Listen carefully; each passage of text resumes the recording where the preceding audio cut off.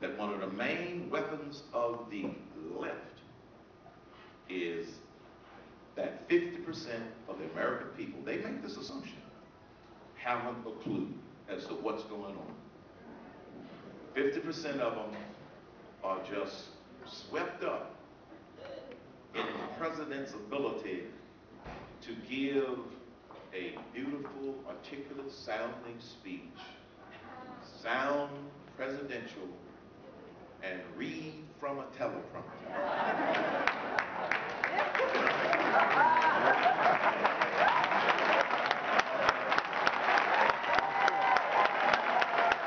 I'm just saying.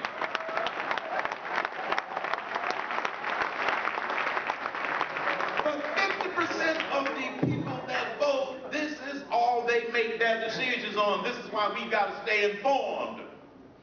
This is why we've got to stay informed.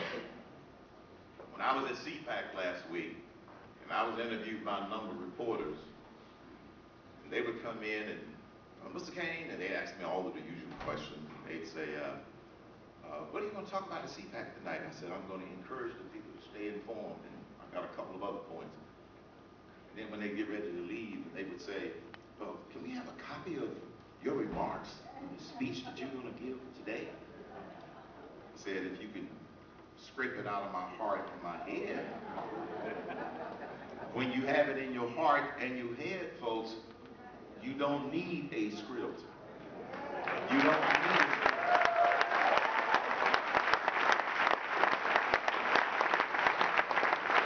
So stay informed. Number two, stay involved.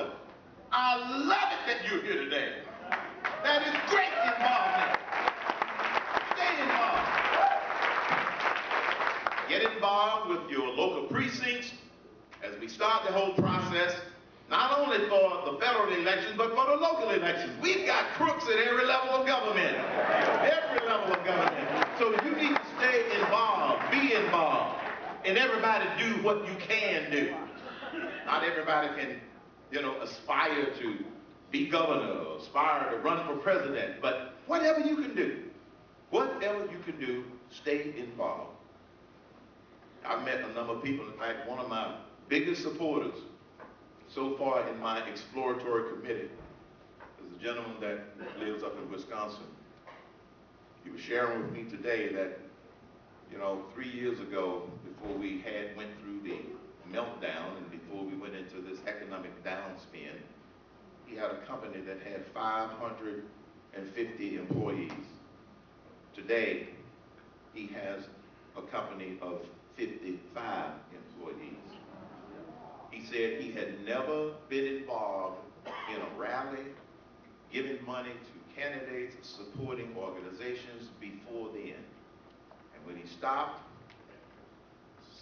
stepped back and looked at what was happening, and the fact that this nation was on the wrong track, he said, I had to get off the sofa and get involved, like many of you. And you see, folks, that's what's going to save this country, the involvement of people who may have been passive in the past, but they're not passive now. And then the third thing that I want you to do is to stay inspired. Stay inspired. You see, the liberals didn't think we were going to show up at the polls on November the 2nd. They didn't think that you were going to get behind candidates that you wanted, not the candidates that somebody else wanted you to back. You made your own decision about the candidates. And as a result of that, 87 brand new members of Congress showed up for swearing in, and 47 of them had never held public office before. Hip, hip, hooray! Never been there before.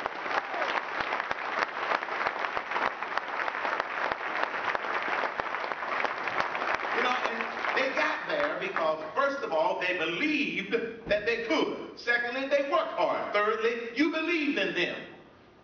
See, the liberals love to tell me, Mr. Cain, you in your exploratory phase. Now let me explain that first, folks.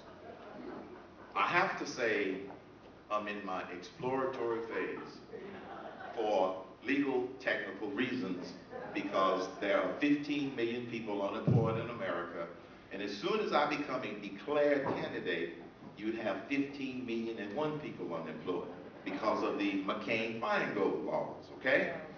So that's why I'm not trying to be coy. Wink, wink. I'm just trying to make sure that I don't prematurely have to give up my employment. So they'll ask me and they'll say, well, you know you are a long shot candidate. I said, yes. I said, but if I continue to get the kind of support that I'm getting, you're going to see this long shot become a short shot. Stay tuned. Just stay tuned. That's how you go from long shot to short shot.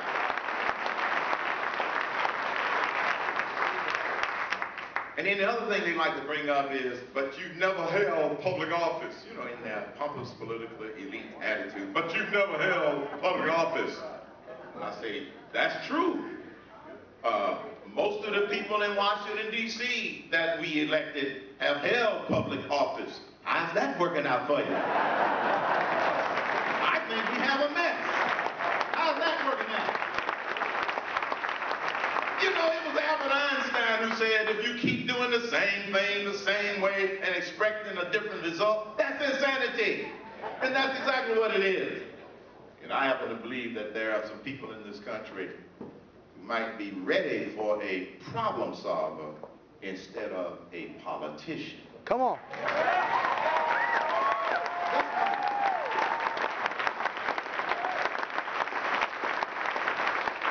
So stay informed, know what's going on. Stay involved and stay inspired. Because see, they want you to give up. They want you to be discouraged. And see, the way they try to discourage you is exactly what was happening in Madison, and I know that it happens around here.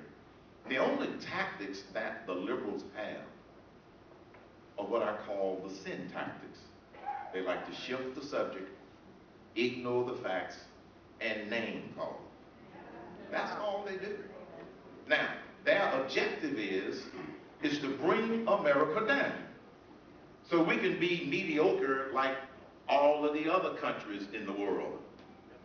Well, I got news for you. Mediocre is not in the DNA of the American patriot. We don't believe in mediocre.